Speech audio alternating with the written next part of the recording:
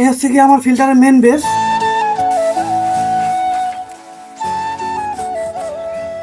শান্তি নাই, বাচ্চাটা ফিল্টার বানাইছি, আর বোনের বাচ্চাও তো অনেক বানিয়ে দেওয়া লাগবো। বোনে বলতেছে যে তার বাচ্চা নাকি আইরন, মানে ফিরি ফিরি কামলা পাইছে, এই যে ঘাম ছুটাইছে।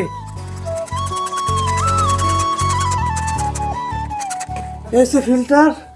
কত যন্ত্রপাতি কিনা লাগছে দেখছেন, একবারে কাম করার লিগে, একবারে কাম করো এতগুলা যন্ত্রপাতি কিনে তারপরে আমার কামে লাগাইছে। টিয়া তো দিব না একটিয়াও, এই হলো অবস্থা। কাম শিখাও জ্বালা হয়ে গেছে। আপনারা হয়তো বা এর আগের ভিডিওতে আমার বাড়িতে একটা 1000 লিটার ট্যাঙ্কের মধ্যে ফিল্টার প্ল্যানিং বসাইছিলাম, সেটা ভালোভাবেই দেখছেন। আলহামদুলিল্লাহ সেটাতে 100% সাকসেসফুল হওয়ার কারণে আশেপাশের অনেক মানুষই আমাকে ফোন দিছে যে তাদের বাড়িতেও 1000 লিটার ট্যাঙ্কের মধ্যে একটা ফিল্টার প্ল্যানিং বসাই দিতে হবে, কিন্তু এত ব্যস্ততার মধ্যে সেটা আর এখন পর্যন্ত সম্ভব হয়ে ওঠেনি।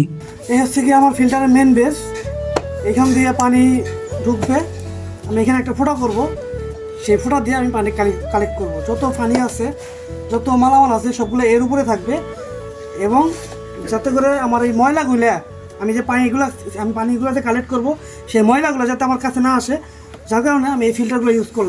ছোট বোন আবদার করছে তার বাড়িতেও নাকি প্রচুর পরিমাণ আয়রন, তাকেও নাকি একটা 1000 লিটার ট্যাঙ্কের মধ্যে ফিল্টার বসাই দিতে হবে। তাই তো সময় সুযোগ বুঝে তার বাড়িতে একটা ফিল্টার বসিয়ে দিতে হলো। শত কষ্ট আর ব্যস্ততার মাঝেও বোনের এই ছোটখাটো আবদারগুলো মিটিয়ে দেওয়ার চেষ্টা করি সব সময়। দেশের বেশিরভাগ অঞ্চলে পানি নিয়ে বিরাট এক সমস্যা। গ্রাম অঞ্চলে বেশিরভাগ মানুষের বাড়িতেই থাকে তাদের টিউবওয়েলে প্রচুর পরিমাণ আয়রন। সামান্য একটু কষ্ট করলেই কিন্তু আপনারা এই আয়রনের ঝামেলা থেকে মুক্তি পেতে পারেন। আমি আজকের এই ভিডিওতে 1000 লিটার ট্যাঙ্কের মধ্যে কিভাবে আপনারা ফিল্টার প্ল্যানিং করবেন সেটা শুরু থেকে শেষ পর্যন্ত এই ভিডিওতে তুলে ধরেছি। আপনারা চাইলেই কিন্তু এই ভিডিও দেখে আপনারা আপনাদের বাড়িতে ফিল্টার প্ল্যানিং এর কাজ করতে পারবেন খুব সহজেই। তারপরেও যদি এই ভিডিও দেখেও আপনাদের বুঝতে অসুবিধা হয়, যে কোনো সময় আমাকে নক করবেন, আমি আপনাদেরকে ডিটেলস বলে দেবো কি কি লাগবে। বাড়ির টিউবওয়েলে পানি খারাপ হলে যে কত কষ্ট করতে হয় সেটা আমি খুব ভালোভাবে উপলব্ধি করতে পারি। দেখেন, এটা কিন্তু আমার প্রফেশনাল পেশা নয়, আমারও কিন্তু ভুল হতে পারে। জাস্ট এখানে আমি আমার ইঞ্জিনিয়ারিংটাই কাজে লাগাইছি। ফিল্টার বানানোর জন্য যদি আপনাদের ভিতরে আরো ভালো কোনো আইডিয়া থাকে সেটাও কাজে লাগাইতে পারেন। ট্যাঙ্কের ভিতরে যে মেটেরিয়াল গুলো দিব সেগুলো খুব ভালোভাবে পরিষ্কার করে নিলাম। পাম্পের মাথায় একটা টিপ ব্যবহার করছি যাতে করে পানি দুই পাশ থেকে ব্যবহার করতে পারি। এরপর মই ভেবে উপর দিকে উঠলাম ট্যাঙ্কের ভিতরে মালামাল গুলো সুন্দরভাবে দেওয়ার জন্য। ট্যাঙ্কের নিচে ঝাড়ু দিয়ে পরিষ্কার করে দিলাম যাতে করে সুন্দর ও সমান তলে ট্যাঙ্কটা বসে থাকে। একে একে ট্যাঙ্কের ভিতরে দেওয়ার জন্য প্রস্তুত করা মালামাল গুলো দিতে শুরু করলাম। কাঠকয়লা এবং ইটের খোয়া দিয়ে ট্যাঙ্কের ভিতরে সুন্দর করে এক একটা লেয়ার তৈরি করে দিলাম। এইদিকে দেখি আবার আমার ছেলেও মই ভেবে উপর ওঠার চেষ্টা করতেছে।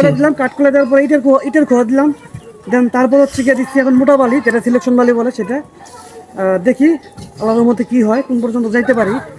ইনশাল্লাহ পুরো ভিডিও দেখতে হবে, কিন্তু পুরো ফিল্টারিং প্রসেস যদি আপনারা জানতে চান।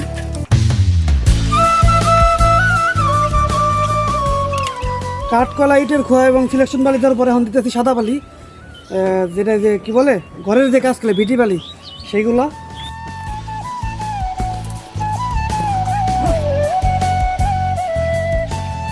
আলহামদুলিল্লাহ অবশেষে আমার কাজ প্রায় শেষের দিকে। সর্বশেষ লেয়ারটি শেষ করার পর প্লাস্টিকের বস্তা দিয়ে উপরটা ঢেকে দিলাম যাতে করে বালিগুলো নষ্ট না হয়ে যায়।